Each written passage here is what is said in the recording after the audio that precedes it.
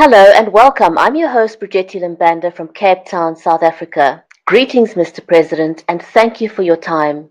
Today we present you with thoughts and messages from our business leaders with regards to the Cape Town water crisis. First is Fred Platt, who's the CEO of Accéntuate Limited, a JSE-listed company. He's a proud African and water activist. Welcome, Fred. Mr. President, when you start understanding that water is a national asset and the ultimate economic enabler, then water becomes a central theme to our national development plan and driven by a strong national leadership moving towards a national water plan that enables and is a driver of success as opposed to moving from one national crisis to the next.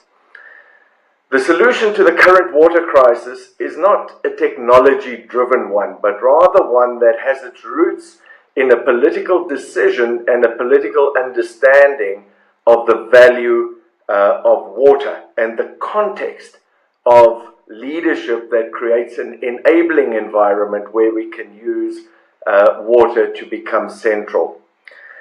I've called for your leadership intervention in order to establish a water war room where we can embrace the concept and the planning of a central water strategy that will be central not only in terms of providing solutions to the current crisis, but also creates the environment in which we can look at job creation, we can look at development, and we can look at the land issue within a comprehensive framework.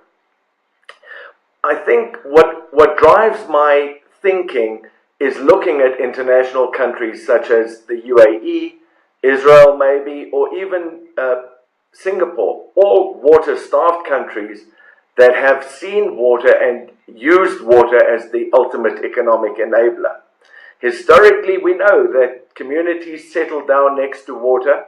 The presence of water creates activity. The absence of water, we know, will ultimately lead to the demise of a society, as maybe it has done in other civilizations, like the Mayan civilization, over the ages.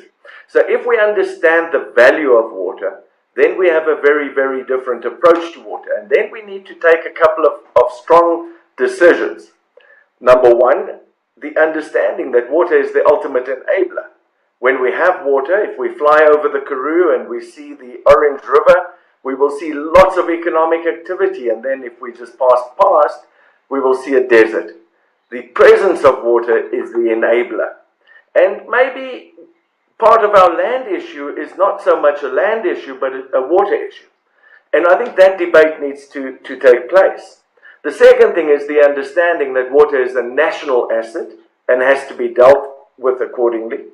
And then finally, water is not consumed. It is merely moved from one state to the next. Therefore, we are custodians of water, and we may not just dispose of water. We have a responsibility to reclaim that water, reuse that water, and hand it over to the next generation. Water creates employment, it's a driver of development, and as I mentioned, central to the land issue. When we understand all of this, then we move away from looking at water as water infrastructure as a cost, to an investment in our future, to an investment in development and growth. But as I said, it starts with a political decision, it starts with leadership. All water must be recycled. Sewage and effluent is an opportunity, it's not a cost. And a comprehensive political framework dealing with pricing, dealing with planning permissions. No planning permission should be given unless it addresses the issue of water and the reclamation of water. And then ultimately, as a society, moving towards a zero discharge situation. Once we understand all of that, we can apply a multitude of technologies and people will be lining up to fund it. Mr. President, we look forward to working with you in this regard. Next, we have Viola Manuel. Viola is the CEO of the Water Leapathon, an NPC working in the water sustainability space. Good day, Viola, welcome. Thank you. Good day, Mr. President. Just a very short introduction on the overall objectives of Water Leapathon. We, about a year ago, recognized that there needed to be an ongoing conversation in the water space, and specifically around the water shortages, which were starting to make an appearance in the discourse. And we, of course, planned a lot of face-to-face discussions, high-level brainstorming sessions, and our objectives really were to champion short, medium, but more importantly, long-term solutions that would help us create some kind of solution for the long term for sub-Saharan Africa. We of course knew that we had to start with our beautiful country and specifically look at the case study Cape Town was now offering us. And the whole objective was, how would we look at these long-term solutions to alleviate any kind of future droughts? To do this, of course, we needed to fully grasp the problem, and one of the things we needed to do was really start saying, do we understand supply, demand and storage of water? But more importantly, did we understand the socio-economic and upliftment, employment and economic growth challenges that were now facing our city? Ideally, we would like to see Cape Town and its surrounds with an oversupply of water for its people, for industries, especially industries like agriculture. And of course, the ultimate goal or mission of Water Leapathon is really to see, can we get to a point where we have a water-abundant economy that can actually mitigate the ravages of the drought that we're facing? So we looked at how could we start depending on technology and other means to look at dealing with this issue. And of course, to enhance the demand side reduction, but also speaking specifically about consumer engagement. So we started having those discussions, started engaging. At Water Leapathon, what we've done is we've created a very strong media alliance, because we do believe that the media are going to be very important in these long-term solutions. And we have a strategic partnership with a publication called The Messenger, the Cape Messenger. And Cape Messenger, over the last few months, have dedicated about 7 to 10 of their articles speaking to specialists and academics on this water issue, but also speaking to your sort of on-the-ground citizen and asking people to contribute to the water discourse, as well as having a positive ongoing engagement with all the social partners. And one of the things we were able to do is start engaging with labor and government and civil society, starting talking to them about the long-term solutions. And every single social partner was very willing to start contributing to those discussions and moving past the blame game. One of the things we did find is that we had a lot more intense discussion with private sector. And private sector, one of our sessions resulted in a very good outcome, and that was that we needed to create 6 subcommittees to start looking at the long-term solution more holistically. So the first 3 we've sort of pocketed together, and that's the technical subcommittee, which really looks at the technical aspects of desalination, reuse, recycling. And then we had a legal and regulatory subcommittee that would look at how could national government address regulatory challenges towards these long-term solutions. And of course, we also created a subcommittee looking at funding. How would we fund long-term solutions? And what would the framework be that these long-term solutions would find themselves in? What would the context be? We had another pocket of 3 subcommittees where we started looking at things like the community, education of the community, but also citizen engagement. And here again, we established a very good relationship with the Innovation Technology Group, and they created a fantastic system called the My One Zone space, where it was really along the guidelines of the 4th Industrial Revolution, where we start speaking about citizen engagement, putting the citizen at the center of engagement, and actually leaning very strongly on that citizen for high levels of innovation and innovative thinking. We all are depending on national government and the private sector to contribute to this innovative and forward thinking towards the long-term solutions, but we felt that citizens of South Africa could also make a contribution to that. The My One Zone space is really, it's an integrated citizen life cycle engagement platform, and as much as that sounds like a mouthful, what it basically does is it allows citizens at different ages and different stages of their lives to contribute to issues like the water crisis and the long-term solutions. So it offers bi-directional and it enables bi-directional engagement, which was something we were quite excited about. The 5th subcommittee really looked at innovation, skills, entrepreneurship, and started speaking about what skills would be required in this water-abundant economy. and how do we get ready for that skill set. And then the sixth subcommittee would really be looking at the science of water, ongoing R&D around the science of water. What we were hoping would happen is that, and what we are working towards, and what will possibly happen is that these six subcommittees, once they've done their work, would then contribute to a discussion around PPP. And specific PPPs in this water solution space, really looking at long-term solutions. One of the important things, of course, is that we want to learn from our neighbors and say how possible is it for us to have these PPPs basically run and directed by private sector, funded by private sector. We do recognize that, for example, long-term solutions that are being put on the table now, desalination, there's economic implications to desalination. It's an extremely expensive exercise if you're doing lots of small desal plants. But how can we actually start putting the economics in our favor by creating bigger projects where we are all working together to create those projects, and we're all contributing to funding those projects together. So, Mr. President, that's our contribution. That's the work we have already been doing, and we would love to have a conversation to actually sit down and unpack the detail of what we've done and possibly our plans forward with what we have as a foundation, how we could actually build on that. Thank you very much. Thank you, Viola. Up next, we have Peter Rosewarne. Peter has a BSc Honours degree in geology and an MSc in hydrogeology, and he has over 40 years' experience in groundwater-related projects. Dear Mr. President, I'd like to talk to you about some issues concerning groundwater in the city of Cape Town. And this really surrounds three main issues. One is the city's development of major aquifers for groundwater augmentation. Another one is the development by the city and government departments for boreholes for schools, hospitals and parks. And the other one is the issue of multiple installations of boreholes by private landowners and homeowners. So if we look at the bigger picture, Cape Town is surrounded by three major aquifers that I call the big three. This is the Table Mountain Group, the Atlantis and the Cape Platt aquifers. The Atlantis and Cape Platt aquifers are two of the most highly researched aquifers in the country. And the Table Mountain Group aquifer has been investigated by the city since 2002.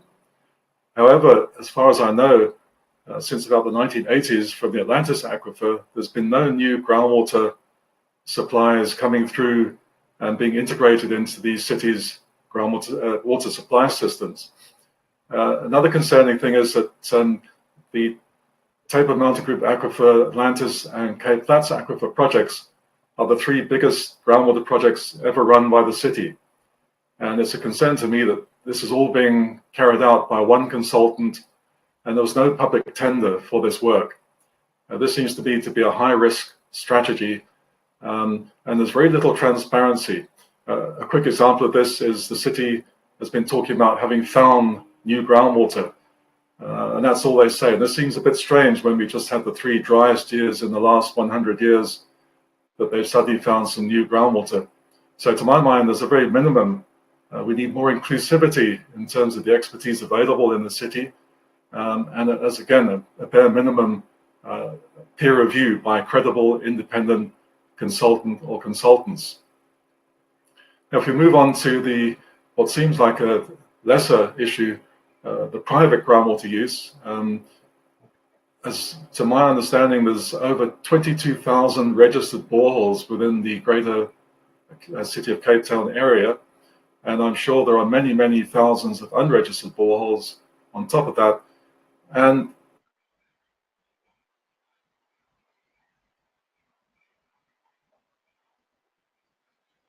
so water supply, which may be approaching day zero at some stage in the future. Now, again, to the best of my knowledge, we have no idea how much groundwater can be sustained by these local aquifers, which are mainly different to the three big aquifers that are being investigated by the city. No idea how much groundwater can be sustained, and no idea how much groundwater is actually being pumped from these aquifers. And I think this is going to lead to a mini environmental disaster where many of these boreholes are going to start drying up. People are going to be overpumping. There's a possibility of seawater intrusion.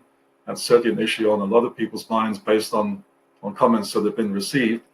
So I think an urgent requirement is for somebody to get a hold on the amount of water that's being pumped from these local aquifers.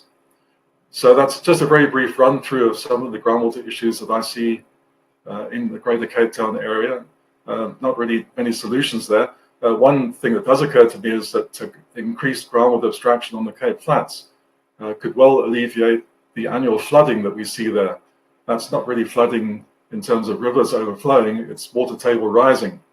So if there's increased groundwater abstraction taking the water table deeper, then we might see a reduction in flooding of the informal settlements that we see normally every year. I'm not sure if this is something that the city is actively looking at.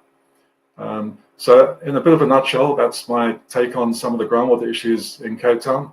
I thank you for your time, Mr. President, and look forward to the possibility of some future constructive interaction. Thank you very much. Thank you, Peter. Thanks. Dr. Mark Dent holds a PhD in engineering, water resources, and an MBA. He's also the author of over 80 research papers.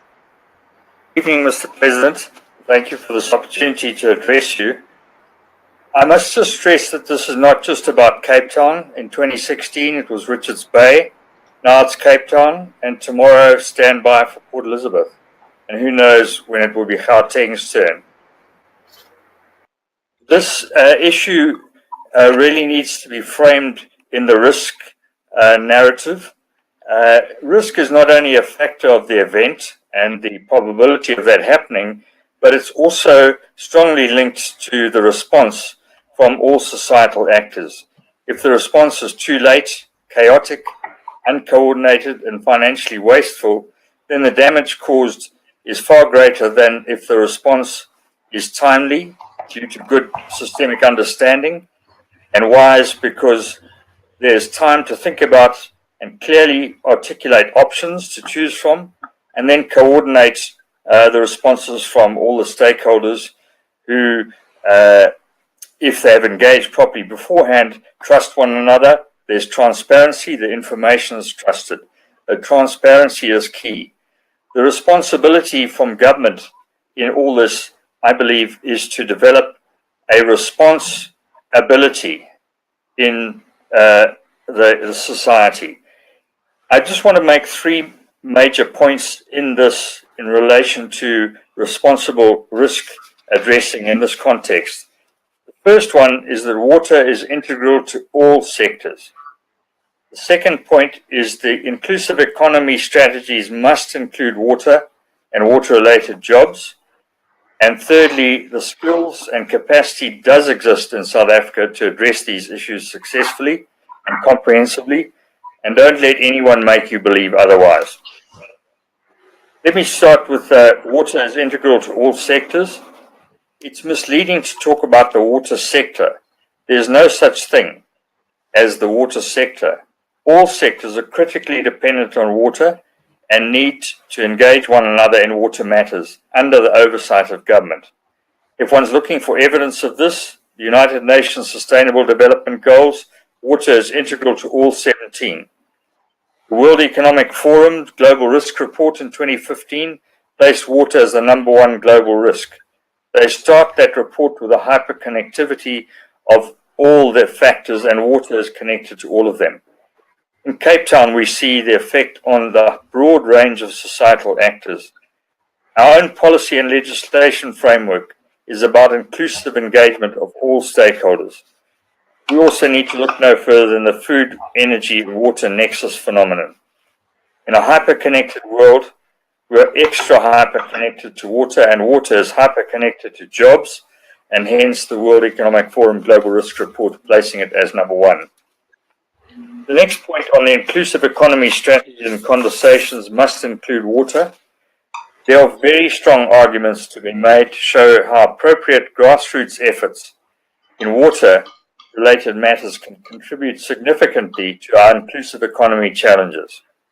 Township youth with smartphones and Google Earth links to monitor potable water leaks, water harvesting for townships and food security, solid waste management and recycling, alien invasive clearing in streams and catchment areas, citizen engagement and citizen science that spawns low transaction cost business models for evaluating, monitoring and rewarding activities in the aforementioned would be central to our inclusive economy discussions. Finally, I want to speak about the skills and capacity. I believe it does exist in South Africa to address these issues, both successfully and comprehensively. As a country, we are organizing our skills and knowledge base that we have in a way that leaves vast room for improvement. The Strategic Water Partners Network is a good step forward. Our policy and legislative frameworks provide potential crucibles for engagement, but implementation has been exceptionally poor for various reasons, all of which are surmountable, and mainly because of short-sighted selfishness, and we know better than this, but we're just not willing to change. In government, in business, consultants, and some civil society organizations and many academics, the silo mentality has prevailed. Fragmentation of efforts around water have helped the business models of many role players, and these business models have crippled the country. The metaphor of trying to play football with cardboard cylinders on our eyes is one that comes to mind. Finally, just to recap, water is integral to all sectors. Inclusive economy strategies must include water, and the skills and capacity does exist to successfully address our problems. I thank you, Mr. President.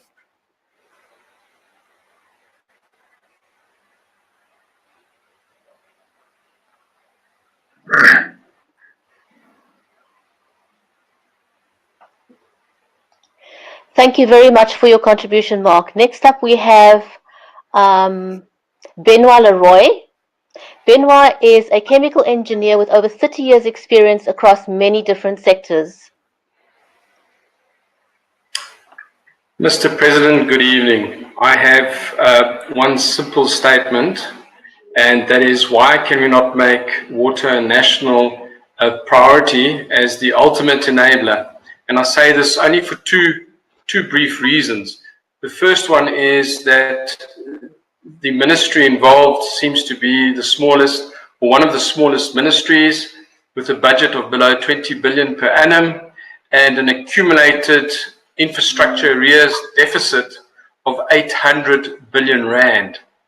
Secondly, the blue and green drop reports that were devised by Department of Water and Sanitation as key indicators of the health of our potable water supplies and of our wastewater treatment or sewage treatment have been withheld from the public domain for 2, 3, maybe it's even 4 years now. We know that over 50% of the sewage is untreated and poisoning our rural population, our water courses, agriculture, etc. So if we take these two issues, in my very simple mind, water is not a national priority, and it is really, I think, in you, Mr. President's ambit to enable it to become our first priority that will unlock the economy and the inclusive growth of South Africa. Thank you.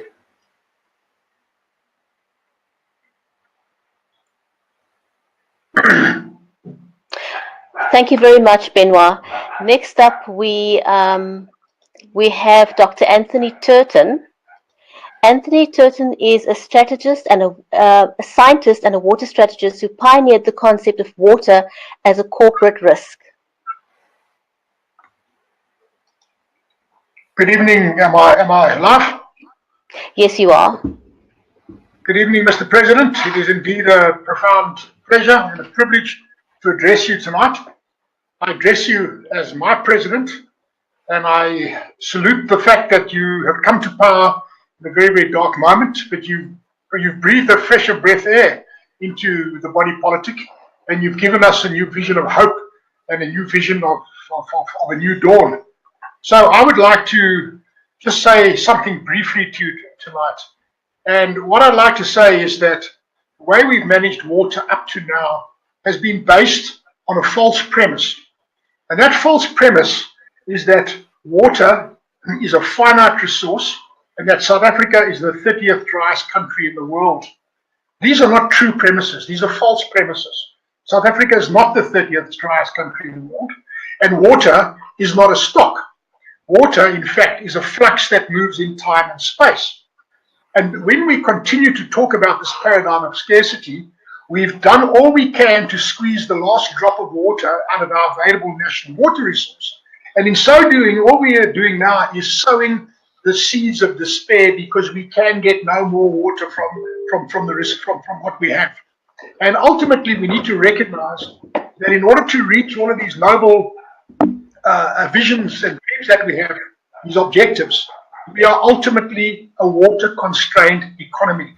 So my challenge to you, Mr. President, is to use your noble office to start speaking a new language. And that new language is about water as an enabler, to refer to Fred Platt before me, but ultimately the paradigm of abundance. The truth of the matter is that the chemistry and physics of water are extremely well understood today. And we know that water is not a finite resource, it is an infinitely renewable resource. Therefore, we actually have an abundance of water in South Africa. All we need to unlock that abundance is a simple thing called policy certainty. If we have policy certainty, we can then attract capital and technology into that space. I can tell you with a high level of confidence that we do not have a shortage of capital. And I can tell you with a high level of confidence that we have an almost infinite choice of technologies available to us. We have highly skilled people in South Africa. So if we can get this new paradigm of abundance out there, whereby we create jobs through water, whereby we attract foreign direct investment back into the country, whereby we ask euro and dollar-based tourists to come to Cape Town and to flush their toilet as many times as they feel comfortable, because every drop of that water will be recycled. We need to look no further than the city of Perth in Western Australia, which is in a climatically identical zone to the Western Cape. And in the city of Perth, you have 1.2 million people, from which they recover 120 megalitres of high-quality water every day from their sewage effluent stream. So 1.2 million people equals 120 megalitres. Cape Town is a city of 4 million. We can potentially recover 400 megalitres a day of high-quality water to enable the economy. Instead, what we are doing is we are flushing it out to the sea, and we are poisoning the ecosystems, and we are making people angry and unhappy. So my challenge to you, Mr. President, will be supported by whatever support I can muster in this thing. Please start speaking the language of abundance. We need to understand that water is an abundant resource, that our economy is only constrained by the fact that we do not accept the science and the physics of water, that it is an infinitely renewable resource. And my challenge to you, sir, is to bring about policy certainty so that we can attract capital and technology into that space. In closing, I would like to say that one of the fictions that is currently being propagated for reasons unbeknown to me is that desalination is too expensive. Too expensive compared to what? Too expensive compared to have a broken economy with no job creation. Too expensive compared to an economy where we've got capital flight taking place. Too expensive to look at the millions of unemployed people in the eye when we can bring it in at 12 rand a cubic meter. 12 rand a cubic meter, that's not too expensive. I think that's a decent, honest price to pay for insulating our economy from the vagaries of nature. So we need an honest conversation, and this is what I look to you, Mr. President. You're an honest man of integrity. You have my support. I'm deeply, profoundly respectful of you. You're my president, and I would like to think of you as our collective president in the country. Thank you, Mr. President. Chair of the Board of the Cape Town Tourism and lead chair of JAMS, the Joint Association Members Meeting Sessions. Enver, welcome. Thank you. I'm here. Can I speak? You may go ahead. Right. Dear Mr. President, in your SONA, you placed the spotlight on the tourism sector as one loaded with opportunities. This is certainly true, as we currently contribute 38 billion and 300,000 jobs to the provincial economy, with a distinct ability to grow this even more. However, this sector is under direct threat by the current water crisis. And at risk are the livelihoods, the jobs, the families, and the substantial contribution to the local economy. Also at risk is our brand as a tourist destination internationally. And I think you would know that once you damage your reputation, it is difficult to get it back. My ask, therefore, on behalf of the tourism industry in Cape Town and the Western Cape is one, that you release the 473 million in drought relief funds to the areas affected to allow local government to expedite the relief efforts, that you look at building infrastructure to increase dam capacity, possibly in the new catchment areas, as this seems to be shifting due to global warming. And another something I want to ask you is to make available funding available to explore alternative water sources so that we're not entirely dependent on rain, such as desalination. We also ask you to keep engaging with the tourism industry as a very real solution to job creation and economic growth. And last but not least, please spread the word that Cape Town remains open for business. One of the problems we're having is that we have such a lot of negative publicity out there about day zero. And sometimes the negative publicity comes from within our own shores and not only offshore. So please speak to the other provinces and please speak to our guests and our visitors overseas that Cape Town is definitely open for visitors, and day zero, should it come, we'll still be looking after our guests and after our visitors. Thank you, and I trust that my request will fall on fertile soil. Thank you.